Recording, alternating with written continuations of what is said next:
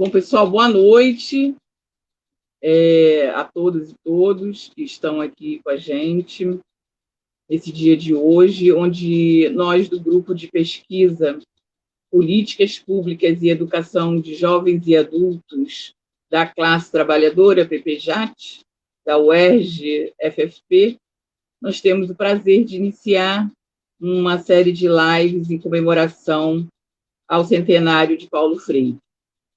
Meu nome é Ana Valéria Dias Pereira, eu também participo do grupo de pesquisa do PPJAT e sou professora da Rede Pública de Educação de São Gonçalo.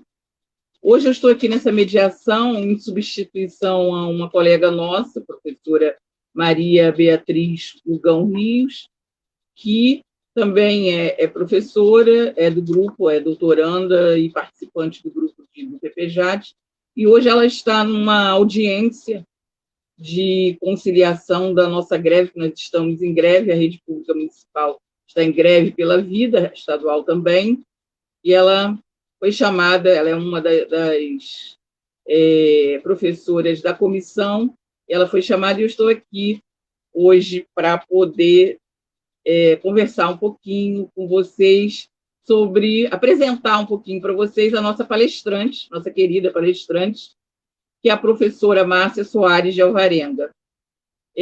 O tema, né, é Pedagogias de Lutas e Resistência, 100 anos de Paulo Freire, e hoje a Márcia vai falar um pouquinho sobre 100 anos de Paulo Freire, por que comemorar? A Márcia, ela é professora da UERJ, da FFP, da faculdade, do programa de pós-graduação e da graduação também em educação. Ela é doutora pela UFRJ e pós-doutora pela Universidade de Évora, em Portugal. Márcia também é pesquisadora do CNPq e pró-cientista da UERJ. E também nós tivemos o prazer dela ser nossa orientadora durante o curso de mestrado na UERJ, na FFP. Sem mais delongas, a gente chama a Márcia para poder falar com a gente sobre o centenário de Paulo Freire. Obrigada, Ana. Boa noite a todos e a todas. Saudações aos companheiros e companheiras das redes públicas, estadual, municipais, que neste momento estão enfrentando, discutindo a questão, a situação do retorno, a situação das aulas presenciais no contexto dos mais difíceis. Então, saudações especialmente à rede municipal de São Gonçalo, no qual a gente vem num diálogo há bastante tempo com os nossos trabalhos, pesquisas e diálogos com a rede. Então, saudações a todos e a todas, saudações também à companheira Ana Valéria, que fez essa abertura para esse projeto dos seminários remotos, que o PPJAT vem organizando, todo o grupo, saudações também para todo o nosso coletivo do PPJAT, que organizou no sentido de nos inserirmos em várias atividades, em vários trabalhos de outras universidades, outras instituições, que vêm adensando e vêm construindo uma rede de comemorações, de homenagem ao centenário de Paulo Freire. É o nosso seminário, que vai sendo constituído através de lives e com convidados do Brasil, convidados também do exterior, vão estar discutindo nesse centenário o sentido das pedagogias de lutas e resistências, que também marcam toda uma trajetória de Paulo Freire e de todos que com ele realizaram as pedagogias de lutas e resistências. Eu gostaria, nesse momento também, fazer uma homenagem, já que... Por que homenagem, Por que Por que comemorar e por que homenagem? Eu gostaria que também fazer um tributo, já que homenagear fazer um tributo, né, erguer o nosso respeito às pessoas com as quais a gente tem admiração, ou às pessoas que construíram um legado de trabalho junto ao povo, junto à classe trabalhadora, no sentido de construirmos, consolidarmos a educação popular, a educação emancipadora e a educação, especialmente uma educação em que encarnada nas demandas populares, encarnada no sentido, né, no sentido da formação humana, no sentido crítico, no sentido de intervenção, de transformação do mundo. Então, aqui também eu presto homenagem a Maria Emília de Castro, que foi uma das coordenadoras do GT 18 da AMPED, Educação de Jovens e Adultos, de pessoas jovens e adultas, e Maria Emília foi mais uma professora vencida pela Covid. Um dia ela veio a falecer no dia 18 de março, aliás, no dia 8 de março, e aqui uma homenagem nossa a Maria Emília, que após vários dias na luta para conseguir uma vaga na UTI, conseguiu no dia 8, mas, no entanto, não resistiu às complicações da Covid. Isso mostra o quanto que nós ainda precisamos criar as políticas rapidamente, políticas de vacinação, vacina para todos, para que não mais aconteçam, não mais pessoas venham a ser vítimas desse vírus infame e também a sua ampliação de uma política ou uma ausência de política que torna mais infame a pandemia. E gostaria de dizer que a tese de doutorado de Maria Emília tem muito a ver também com este nosso seminário, que é uma tese que tem como título Enraizamento de Esperança, as bases teóricas do movimento de educação popular, de educação de base em Goiás. Então, a ideia da esperança, não só a ideia, mas o sentido da esperança, tão enraizado nas obras de Paulo Freire e que Maria Emília pôde também traduzir em sua tese, é o que move o centenário de Paulo Freire.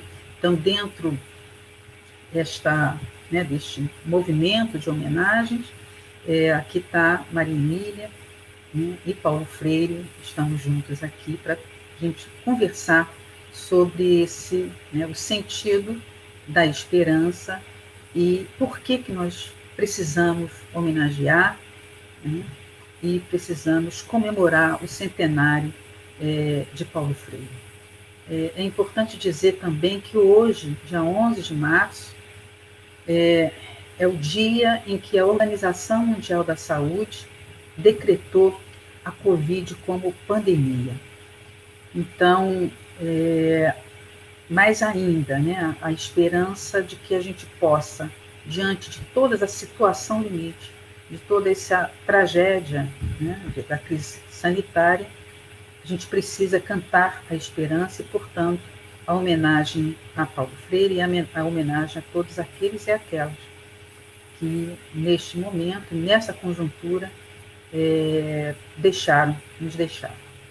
A nossa homenagem, o nosso fraterno abraço também aos familiares, amigos, de todos os professores, professoras, de todos aqueles e aquelas que foram tragados pela crise sanitária e pela pandemia. Então, sobre a homenagem de Paulo Freire, homenagem também significa tomarmos a memória, trazermos novamente ao coração e fazermos o tributo àqueles e aquelas que contribuíram, particularmente para a educação brasileira, no sentido de construirmos a educação popular. E a gente lembra, nesse centenário, que Paulo Freire, que completaria 100 anos no dia 19 de setembro deste ano, é também talvez o cidadão brasileiro mais homenageado mundo afora. Ele é detentor de vários títulos de doutor honoris causa, de várias universidades no mundo, né, e cerca de mais de 20 prêmios, né, que foram concedidos por diferentes e diversas universidades, instituições nacionais e internacionais. É importante dizer que é provável que a melhor forma de homenagear Paulo Freire seja refletir, né, nos juntarmos, né, junto a outras instituições, a outros movimentos que ingressam e que incrementam essa roda de homenagens, essa ciranda de homenagens. Talvez a melhor forma de homenageá-lo é refletir a partir de suas obras, dos seus livros, né, daquilo que ele deixou em termos de vídeo, da sua palavra falada, escrita, né, constituindo e que mostra, né, que se constitui, todas essas suas obras, né, se constitui um acervo dos mais vigorosos, porque, como poucos, Paulo Freire realiza a unidade dialética, teoria e prática, né, sobre a educação, a pedagogia para os de baixo, para os subalternos, para os esfarrapados do mundo. Então, Paulo Freire, a homenagem a Paulo Freire é uma homenagem também de memória das vítimas, uma homenagem também dos subalternos, dos esfarrapados, dos de baixo, dos que hoje tombam com a crise sanitária, que hoje tombam por uma ausência de política pública nacional de vacinação para todos e todas. Então, sem dúvida, a gente pode dizer que a homenagem a Paulo Freire também é constituir, reconstituir e continuar trazendo para a memória, de hoje para frente, de todos aqueles e aquelas que lutam por uma educação melhor, que lutam por uma educação para todos, para a vida, pela saúde, enfim, uma sociedade mais justa e, com certeza, uma sociedade em que tenham muito mais gabinetes de amor, como diria o nosso colega Glaucio, né, do nosso grupo, do que gabinetes de ódio. Então, nesse sentido, acho muito importante, considero muito importante dizermos que homenagear é também rememorar, com o objetivo de transformações, de promover transformações no presente. Promover transformações no presente, porque o presente gesta, sem dúvida, as possibilidades de futuro. Então é preciso, de alguma forma, homenageando Paulo Freire, por isso que nós estamos comemorando os 100 anos, porque essa homenagem representa, vamos dizer assim, a redenção, uma reparação. Homenagear Paulo Freire, Maria Emília e tantos outros e outros que contribuíram para interpretar o Brasil, as nossas contradições e as nossas fortalezas, as nossas fragilidades, as nossas fortalezas, também é uma forma de que essa homenagem é uma memória, homenagem de reparação, né? Reparação de realização, de uma certa forma, uma reparação de todos aqueles e aquelas que lutaram, né? As gerações que foram vencidas e que estão sendo atualmente vencidas, enfrentando da maior, como dizem, a crise sanitária, representa também uma luta da geração presente, né? Das gerações presentes.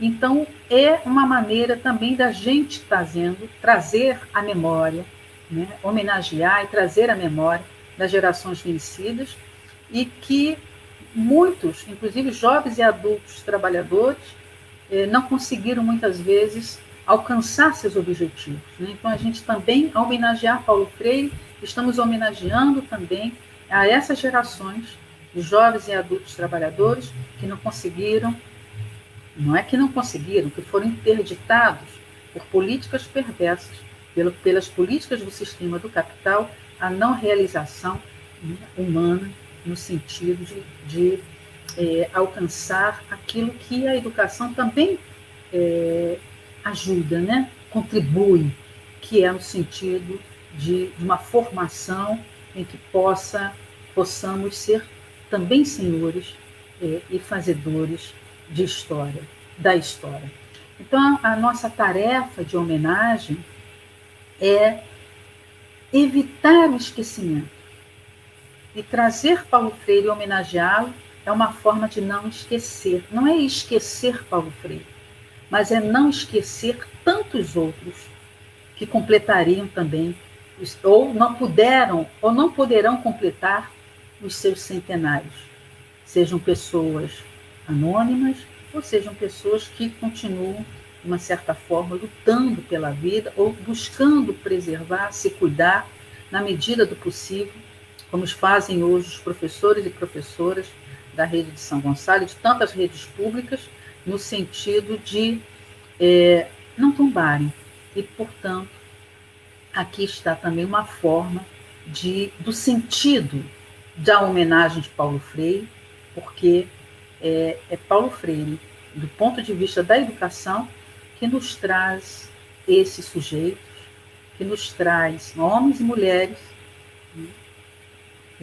que ficaram à margem da educação e que precisam, não podem ser esquecidas, porque mesmo sendo vencidas, fazem parte e precisam fazer parte da história e não serem desprezados pela história. Então, eu tenho conversado muito com os colegas, e quando sou convidada a falar de Paulo Freire, eu tenho trazido, como tantos outros colegas aos quais eu me junto, a dimensão da ética da vida e da esperança em Paulo Freire. Sem dúvida, Paulo Freire permite compreender que não há espaço, como nós vemos nas suas obras, para a certeza da história. Porque a história não é certa, a história se constrói. Então, ele chama muita atenção, nos convoca para a ação dos sujeitos no mundo. Então, os sentidos da esperança e da ética da vida em Paulo Freire está na concepção de utopia, na perspectiva de utopia, que se gesta em inéditos, no que ele vem chamar dos inéditos viáveis, na contradição do limite do ser e vir a ser humano. Esses encaminhamentos sugerem pensar a educação de Paulo Freire, a perspectiva de educação de Paulo Freire, como utopia conscientemente produzida pelos movimentos sociais populares, cujos repertórios escritos no passado, poderia dizer, continuam ressonando nas dinâmicas criativas para enfrentamento do projeto em curso do neoliberalismo e da atual política nefasta em que nós estamos vivendo, a partir das eleições, a partir do golpe de 2016 e aprofundada pelo negacionismo da ciência, da criminalização dos movimentos sociais e da educação popular como expressão da utopia concreta na qual Paulo Freire nos convoca.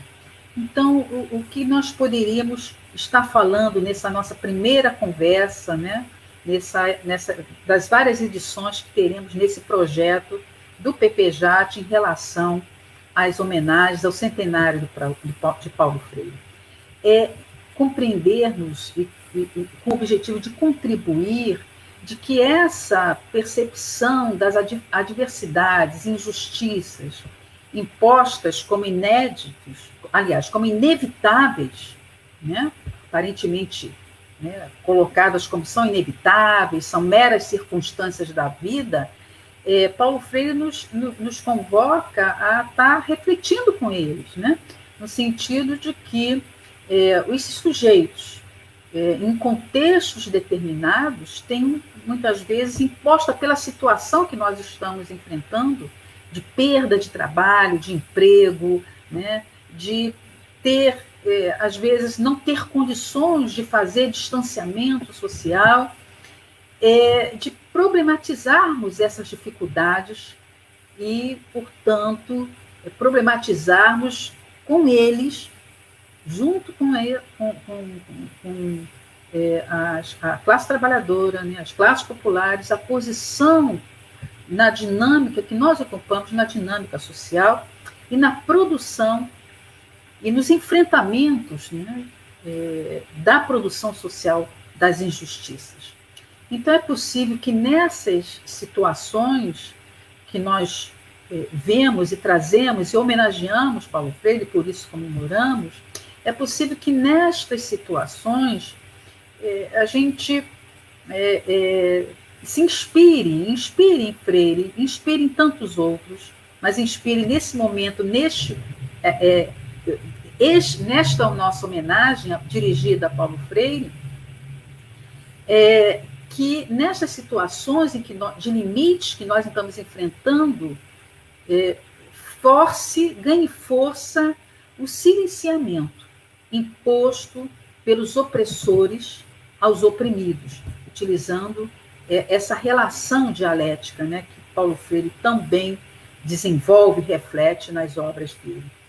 Então, que vai esse silenciamento imposto pelos opressores aos oprimidos, a gente pode considerar que vai se adensando em um processo circular que vai se retroalimentando, né?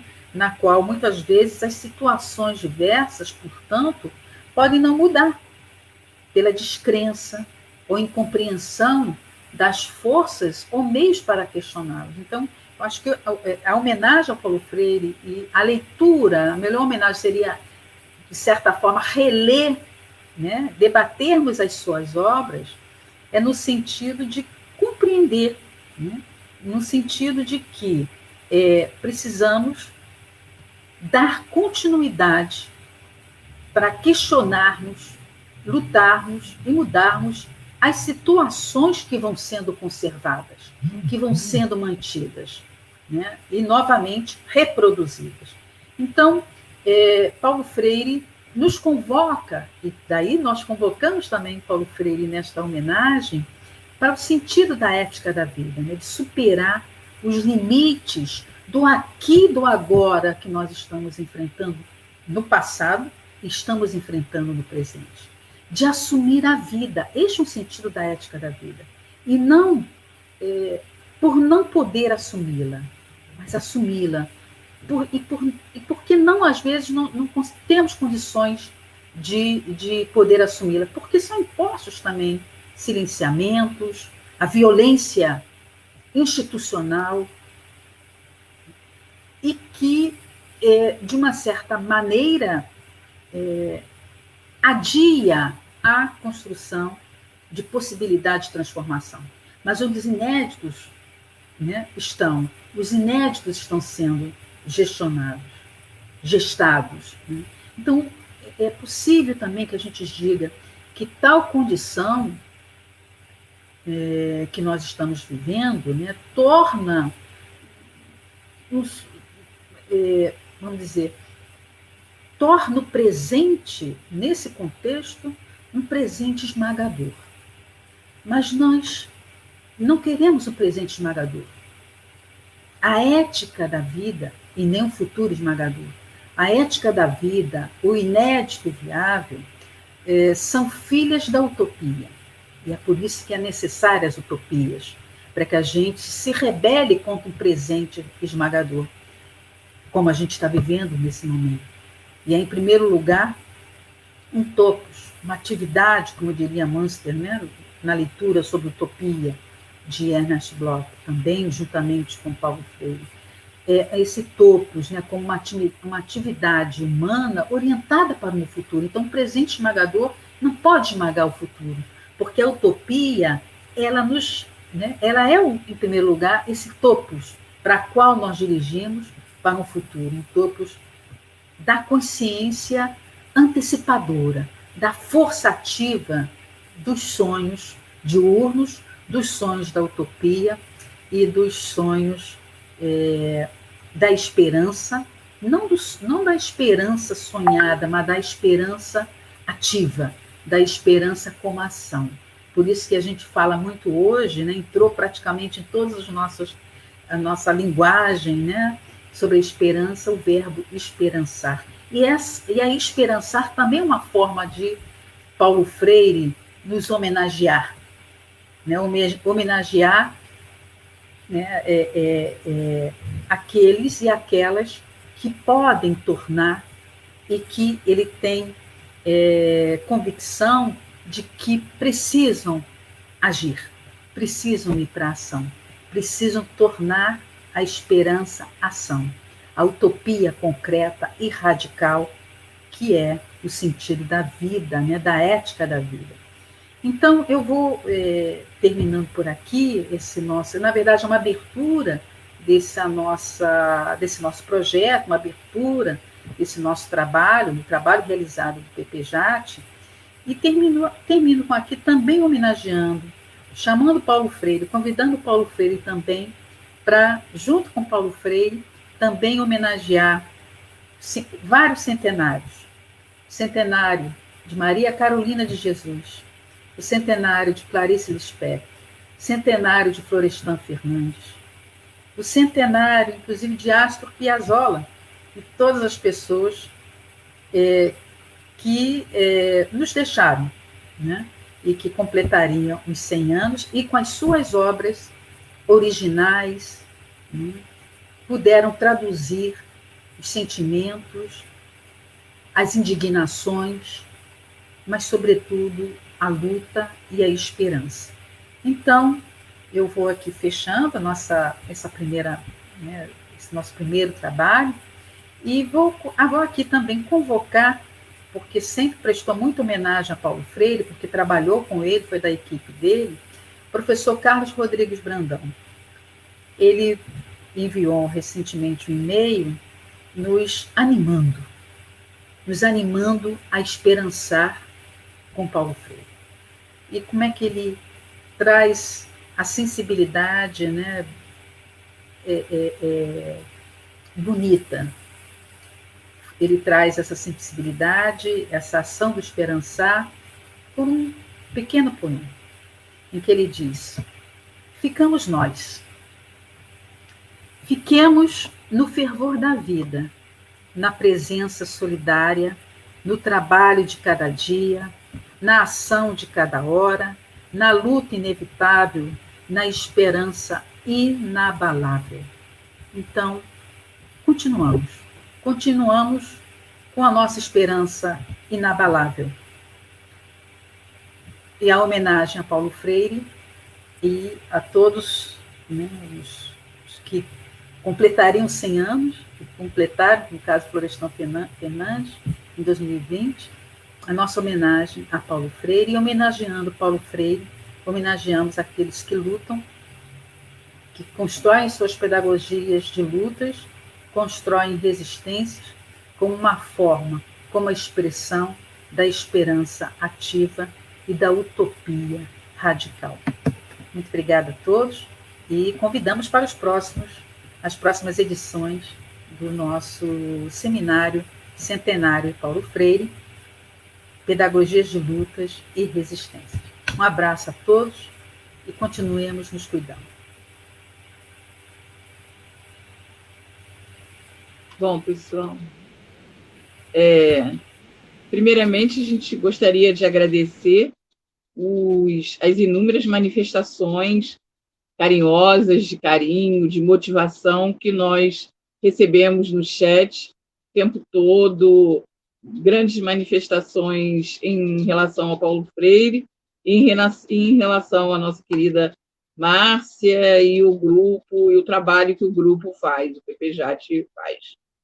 Eu também gostaria de dizer que é um prazer também para mim, obviamente, ouvir a Márcia Alvarenga sempre, e nessa fala, em particular, sobre Paulo Freire, falando não somente da homenagem, né, importante do PPJAT, mas também do legado de Paulo Freire, de luta e resistência, principalmente nos dias de hoje, dias tão difíceis que a gente tem passado, essa pandemia, nesse período de recrudescimento do autoritarismo, a nível nacional e a nível municipal, com o negacionismo da ciência, com o autoritarismo querendo que os professores e as crianças voltem para a sala de aula sem a segurança necessária para enfrentar essa doença avassaladora, sem se importar com as vidas das pessoas, né? E com um protocolo que a gente vê que não está acontecendo na vida real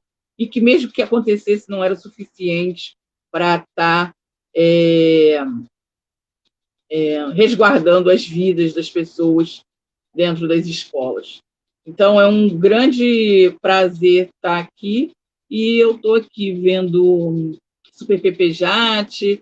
Não, a gente não está vendo nenhuma pergunta, todas as pessoas estão aqui concordando com a Márcia, concordando com essa fala maravilhosa em homenagem a Paulo Freire, a fala muito potente, professora Márcia, maravilhosa e importante fala, tempos sombrios, importante fala sobre esse legado, né, de Paulo Freire para ajudar a gente aqui a resistir e a lutar contra todas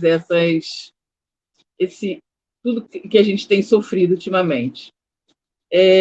Eu não sei, não tem nenhuma fala, belíssima fala da professora, é um orgulho para todos nós, né? Ana Carolina, Ieda, a Adriana, a Beatriz. Então, tem várias manifestações aqui, mas não tem nenhuma pergunta, Márcia. Muitas manifestações carinhosas e de motivação. Aqui, gostaria que fosse comentado os ataques ao professor Paulo Freire.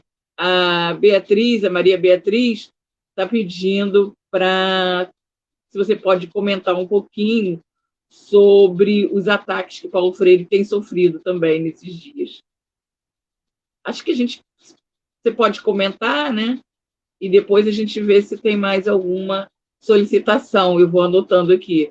Pode ser, Márcia? Participar também desse debate, né, e especialmente essa pergunta, né, que vem, não é uma pergunta, né, mas é um apontamento muito necessário de ser tocado, né, que é o que a Bia, né, nos traz, são os ataques sofridos pelo professor, né, pelo Paulo Freire, né, são os ataques que pelo menos se manifestaram se tornaram mais visíveis, né, dentro do movimento de 2016, do golpe, ou anterior mesmo, né, já nas manifestações que antecederam ao impeachment da presidenta Dilma, já começaram, né, a aparecer faixas contrárias, faixas, né, manifestações empunhadas por aqueles e aquelas que viam em Paulo Freire, colocaram Paulo Freire e tantos outros que defendem uma sociedade justa, uma educação para todos, educação não como privilégio, né, mas uma educação como direito, educação de qualidade, especialmente para a classe trabalhadora. Então, os opositores ao direito à educação e que atacaram Paulo Freire, na verdade, estavam querendo manter os seus privilégios, né? Por quê? Porque Paulo Freire defende a educação como ato de liberdade. Então, defende a educação no sentido da emancipação.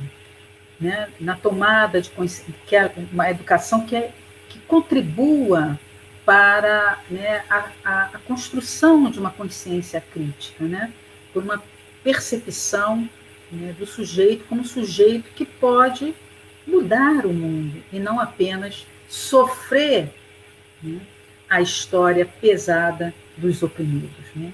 Então, quando Paulo Freire é atacado, na verdade, é atacado por aqueles que reverberam e que atualizam a própria barbárie, que atualizam a concepção, e que nunca deixaram de ter, de que a educação é privilégio, educação é mérito, né? Não pode ter gente, não pode ter negros, negras na universidade, não pode ter política de cotas, não pode ter políticas igualitaristas. Então, na verdade, né, Paulo Freire acabou sendo, né, um personagem escolhido para a qual desaguaram várias insatisfações daqueles que não defendem a democracia, não defendem a liberdade de cátedra, a liberdade de ensinar, daqueles que não defendem uma educação, uma escola pública para todos e todas, laica, de qualidade, né? Então, Paulo Freire, ele foi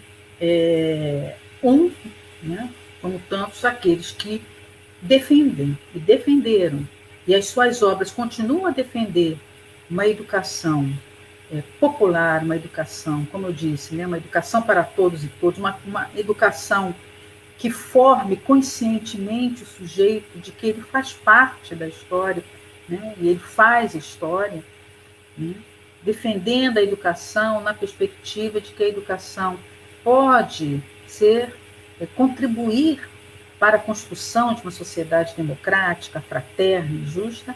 Então, esses ressentimentos daqueles que não querem a educação para todos, daqueles que acham que a educação de qualidade é só para os seus, é só privilégio, esse ressentimento, ele extrapolou e foi para as ruas, nas manifestações antidemocráticas, nas manifestações daqueles e daquelas que não querem ou não desejam, ou que desejam um país também subalterno, não soberano, né? Então, Paulo Freire, o ataque a Paulo Freire vem nesse caldeirão de eventos antidemocráticos, né, que ganharam, né, perderam o decoro, foram para as ruas e lançaram, né, essas manifestações. E, na verdade, são manifestações, são ataques que representam, simbolizadas, né, pelo que Paulo Freire simboliza, né, da educação como prática de liberdade, da educação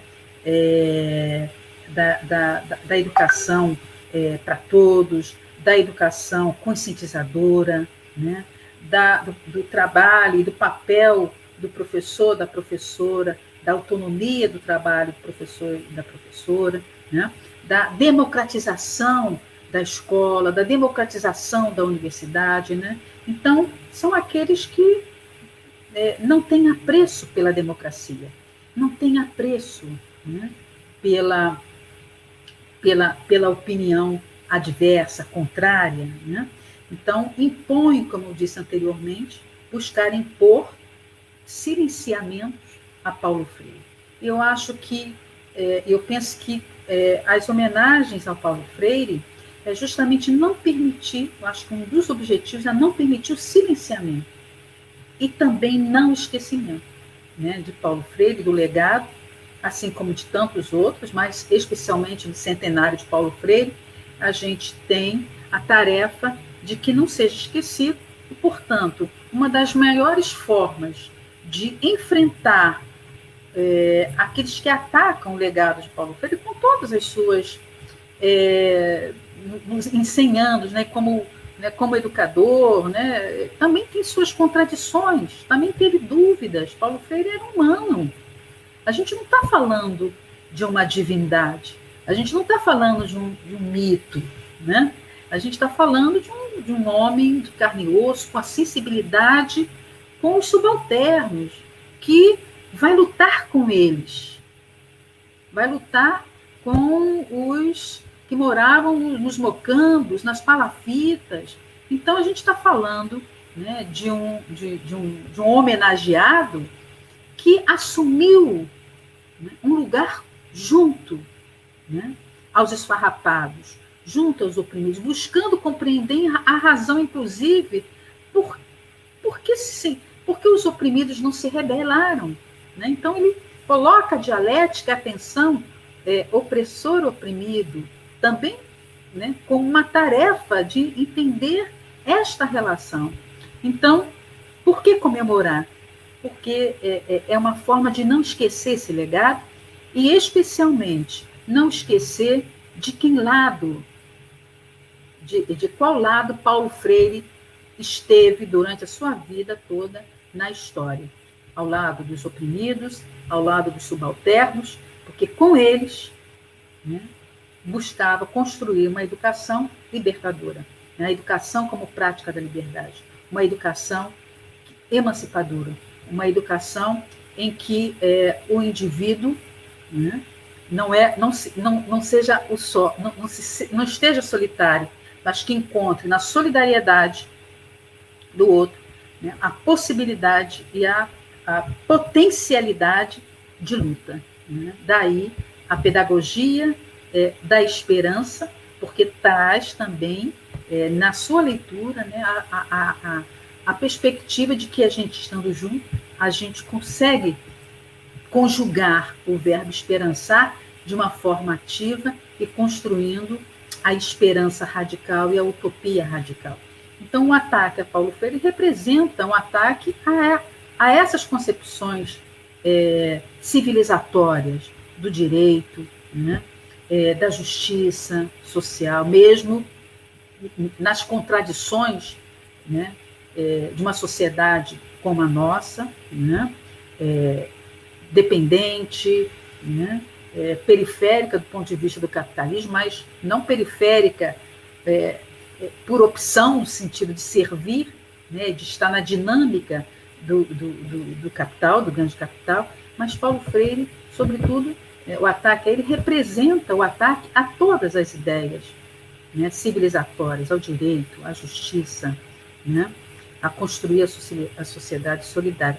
Então, uma forma da gente continuar homenageando e não esquecendo, inclusive para todos nós que somos professores e professoras de escola básica, é ler Paulo Freire, é discutir, inclusive debater, né, os pontos de vista, né, as teses, né, que Paulo Freire elabora e que nós interpretamos, nós colocamos, né, como um conjunto, né, de contribuições para pensar o tempo de agora. O tempo de agora é a educação, né, com possibilidade de mudança e de transformação, que é uma forma também de contribuir para a transformação da sociedade brasileira.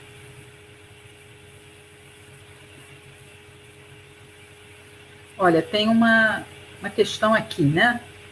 O trabalho que deveria nos humanizar, muitas vezes o contrário, no cotidiano da escola pública. Gostaria de falar um pouco disso a partir do pensamento de Paulo Freire. Então, certamente, Mônica, você tem toda a razão. Quando a gente,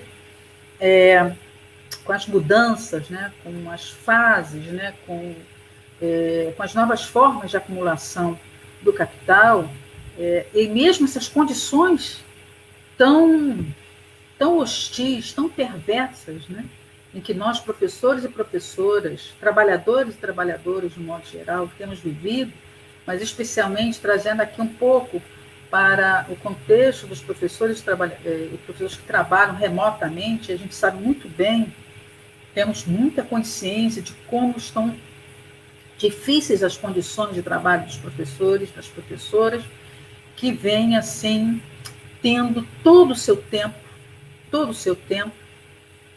de trabalho como uma forma de desumanização. Porque o que a gente vê no trabalho remoto é praticamente o trabalho full-time. Nosso trabalho, né, que o pessoal está chamando home office, né, trabalho remoto, é um trabalho dos mais angustiantes. Primeiramente, porque nós, professores, somos professores porque gostamos de também estar junto com o outro. Gostamos de estar com os nossos estudantes, porque nós vibramos e a vida pulsa quando estamos no encontro com eles. Então, essa intensidade do encontro com os nossos estudantes, com os nossos colegas de trabalho, com todas as dificuldades, as condições que nós enfrentamos no cotidiano da escola, mas esses encontros, eles são encontros que nos fortalecem. Então, a gente já tem aí, sentimos muito isso, né? Porque é nesta relação com os nossos colegas, com os estudantes, é nesta relação que nós humanizamos e buscamos, de alguma forma, humanizar a educação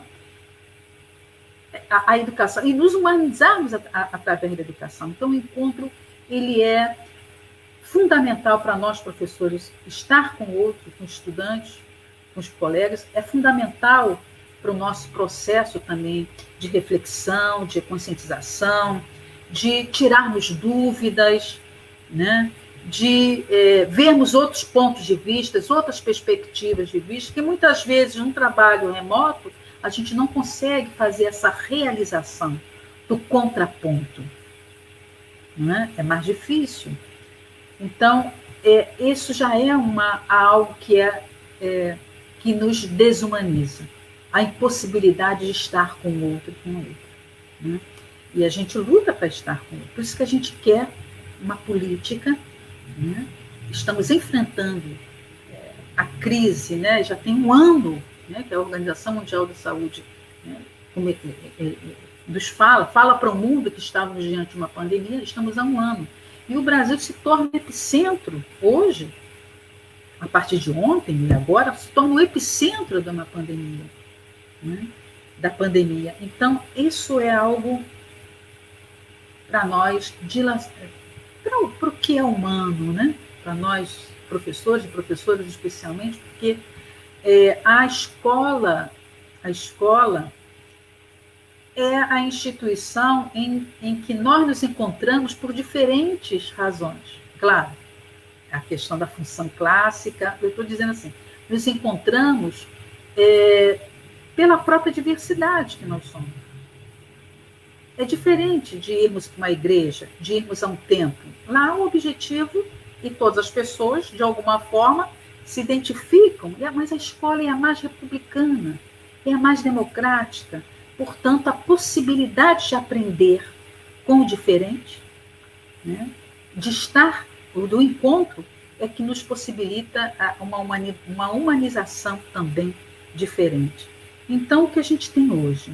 A gente tem hoje, né, nessas condições do trabalho remoto, a gente hoje, na verdade, não tem o tempo. Não tem o tempo de, pelo menos, ler um livro, pelo menos, de fazermos opção de não estarmos, né, em uma determinada atividade, podemos ter o direito de ler uma poesia, de ler um livro, de ler, né, fazermos o nosso tempo, né, o direito ao ócio, vamos dizer assim também. Então, esse trabalho, o trabalho remoto, nas condições que estão sendo impostas aos professores e professoras, e também para um conjunto de trabalhadores outros, é uma forma está sendo uma das formas mais visíveis, mais materiais da intensificação do trabalho docente, né? E de uma certa forma, Mônica, também de desumanização, porque precisamos estar com o outro. O outro, ele é vital para que a gente perceba a nossa humanidade, para que a gente se confronte também com a nossa desumanidade e possamos construir, né, pelo contrário, pelo contraponto, a nossa humanidade, a nossa humanização. Ana Valéria, o que você acha disso? dessa provocação. Márcia, sim, excelente, Márcia. Márcia, tinham outras questões, além de várias manifestações de carinho, várias manifestações de afeto, de agradecimento. Também nós tivemos outras duas questões, mas parece que você já respondeu, você acabou respondendo sem a gente ter lido as questões. A primeira foi a da Beatriz Lugão, que estava pedindo para você comentar um pouquinho sobre a coerência entre a obra de Freire e a vida dele. Você acabou falando muito sobre isso, né? Falando sobre a humanidade, né? de Paulo Freire, um ser humano, né? E o lado que ele escolheu, o lado dos oprimidos, e querer entender por que os oprimidos não lutavam, né? Do jeito que a gente imaginava. E quando você fala isso, parece que você também já respondeu uma outra questão da Mônica, porque antes dessa questão que você respondeu dela, ela havia feito uma outra. Ela havia falado sobre a esperança, né? Falando sobre a importância da esperança nesses tempos sombrios, a questão do ensino remoto, que depois você já falou sobre o ensino remoto, sobre a desumanização do ensino remoto, e ela tinha pedido para você falar sobre como manter os já excluídos, professores e alunos da rede pública, como atores de uma educação emancipadora. Então, eram duas questões que estavam no chat, mas me parece que já foram respondidas. Eu acho que é importante frisar que a gente não pode ser arrogante, né, no sentido de que a gente acha que a gente vai conscientizar, né? Eu acho que isso é algo que, na nossa homenagem a Paulo Freire, né, nas obras dele, ele não coloca isso como um aspecto que alguém possa fazer isso, né? Ou seja, nós iluminados, ou sujeitos iluminados, vamos lá e vamos conscientizar. Eu acho que a gente não pode e não deve ter essa pretensão, não podemos ter essa pretensão, porque senão, enfim, quem é este que vai iluminar? Né? Eu acho que nós também somos, todos nós, nos conscientizamos, e eu acho que esse talvez seja um caráter mais que dá sentido à educação do ponto de vista da dialética materialista, né, também, né? É a contradição, né? Como é que nós nos conscientizamos? Conscientizamos também com o outro, né? Não por outro, o outro que nos conscientiza, né? Eu acho que Paulo Freire e todos nós, quando falamos de conscientização, a gente está falando de sujeitos no mundo, sujeitos que enfrentam contradições na vida, né? E que, pela contradição, pelaquilo que ele enfrenta, pode criar, pode produzir várias formas de consciência. Pode se tornar, por exemplo, pode negar a realidade e achar que, né, uma divindade suprema vai resolver a sua situação e vai, então,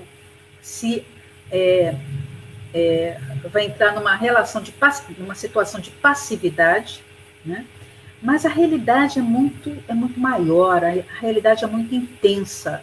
Então, não somos somente nós, são as próprias condições de vida das pessoas, aquilo que nós estamos vivendo, que a gente vai criando possibilidades de reflexão, de crítica, porque também é um erro achar que as pessoas que não têm escolarização não refletem as suas situações de vida. Elas podem, em algum momento, não ter forças para agir, né? Não ter forças porque vivem numa situação grande de opressão, né? E que não se veem em condições de enfrentar. Né? Por isso que a conscientização ela só se dá quando a gente está com outras pessoas. Né? Se dá quando quando a gente oferece contraponto, quando a própria realidade em que vive vai mostrando, olha, que é preciso agir, né? Essa dimensão da situação limite para o inédito viável, isso é um elemento da conscientização. Né? Estou diante de uma situação limite, né? O que me leva à ação? É uma reflexão. O que me leva à ação é quando eu penso a situação limite. E todos pensam. Não tem uns mais, não tem pessoas que pensam mais ou pessoas que pensam menos. Às vezes tem situações em que tem menos condições de pensar pelas condições materiais de vida, pela realidade que enfrenta, mas todos pensam. Né? Então, essas situações e essas condições, dessas situações que a gente traduz a partir de Freire como situação limite, ela é o que impulsiona. Ela é vamos dizer assim, um elemento, vamos dizer assim, um calor, né? É aquilo que faz, né? Né? Surgir algo que às vezes a gente imagina que as pessoas não teriam condições. Então, eu vejo essa relação entre vocês pensar e se confrontar com a situação de limite, isso é geradora de reflexão, isso é gerador de um pensamento, de a possibilidade de realização de algo, né, que supere aquelas condições como nós estamos vivendo no presente. Né? Antes de conversar, a gente estava, eu e Valéria, falando, puxa vida, o que está acontecendo, né, que a gente não vai para a rua? Que a gente lembrou aqui o exemplo do Paraguai, quer dizer, uma situação limite do Paraguai, né, diante de uma inanição, uma inércia de política pública de vacinação, de corpos serem acumulados, de mortes serem acumuladas, eu não sei, né, tão grande, e as pessoas viram assim, olha, a gente vai estar numa situação que a morte está aqui. Então, se a gente não fizer nenhum movimento para conseguir condições de que alguma coisa seja feita para proteger as vidas, a gente vai continuar morrendo. Então, esta é uma situação limite, mas que alguns lugares, alguns povos atingiram sua situação limite, criaram inéditos viáveis. Nós também temos uma bola de cristal para sabermos quando ocorre, quando há uma sensibilidade, uma percepção existe, mas as condições de superação da situação limite. Né? E não somos nós que decidimos individualmente, ou como intelectuais, ou aqui na nossa casa, no nosso home office, decidimos, né, apontamos quais são os inéditos viáveis. Não. São as situações limites vividas por um coletivo, por um país, né, as condições da criação do inédito viável.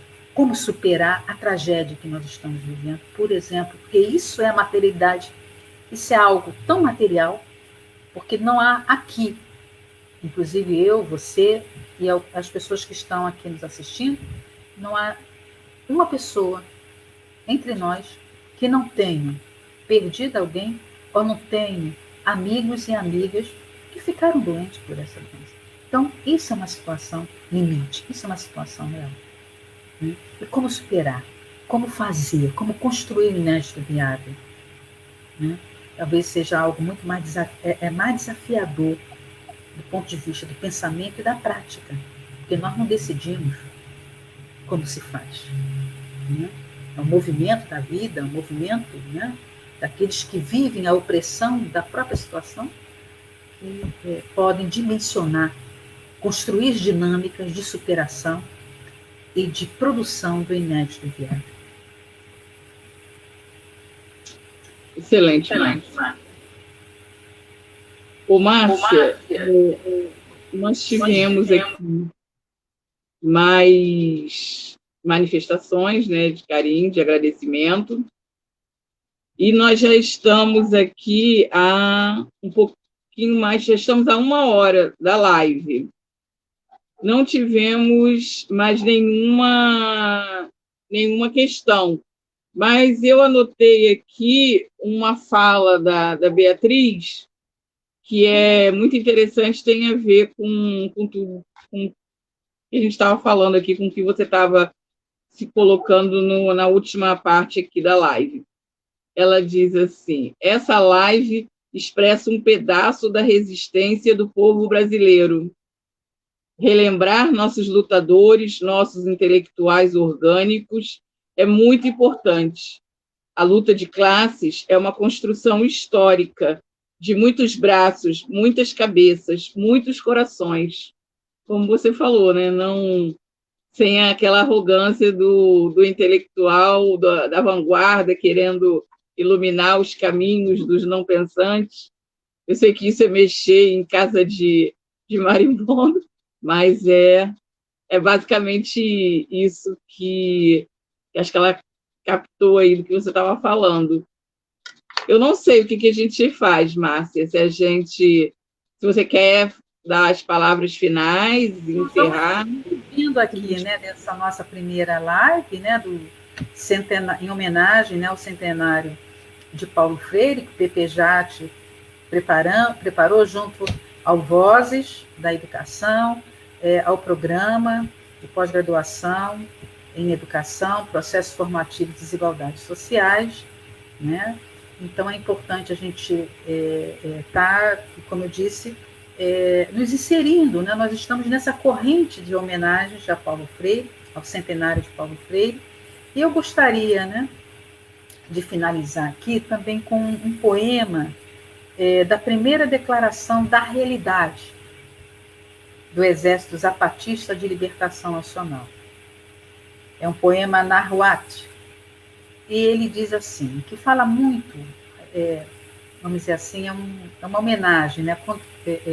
Faz parte da homenagem a esse centenário de Paulo Freire, de Maria Carolina de Jesus, de Florestan Fernandes, né? Em homenagem também aos que nos deixaram recentemente, Jaqueline Moraes, professora Jaqueline Moraes, professora Maria Emília, professor Antônio Paulo, meu irmão, e é um presente, né, essa primeira declaração da realidade. A questão dos inéditos viáveis, dos oprimidos se perceberem oprimidos, não se tornarem opressores e contribuírem para a construção do inédito viável. E esse poema diz assim, é muito importante a gente convocarmos a poesia numa hora dessas também, porque ela faz parte. Porque uma das coisas que a gente não pode abrir mão é de uma estética, não apenas como forma. A gente não pode abrir mão daquilo que, de alguma forma, de alguma maneira, nos fortaleça na nossa ação da radicalidade do esperançar. E aí esse poema fala o seguinte: agora eu cheguei, agora estou aqui, presente, sou o cantor. Agora é o momento de celebrar. Venho aqui, se apresentem aqueles que tiverem um coração dolorido. Para eles eu ergo o meu canto.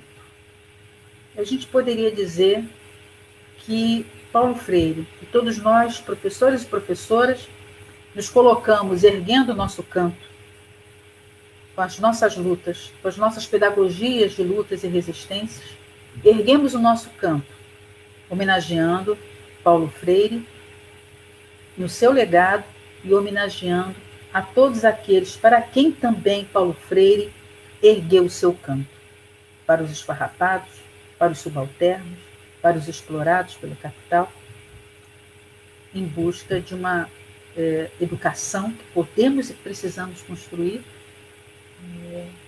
que impulsione o nosso campo, impulsione a radicalidade da esperança e da utopia.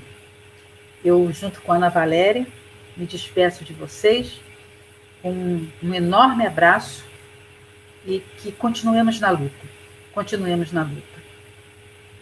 Vamos em frente, companheiros e companheiras. Muito obrigado para todos aqueles e aquelas que nos acompanharam aqui nessa live. Um grande abraço e um grande beijo. Se fortaleçam, nos fortalecendo. E obrigada, Márcia. Obrigada a todos presentes. Obrigada, Márcia. Ana Valéria, por essa mediação. Okay. Beijo. Vamos na luta. Sempre. Os mais fortes.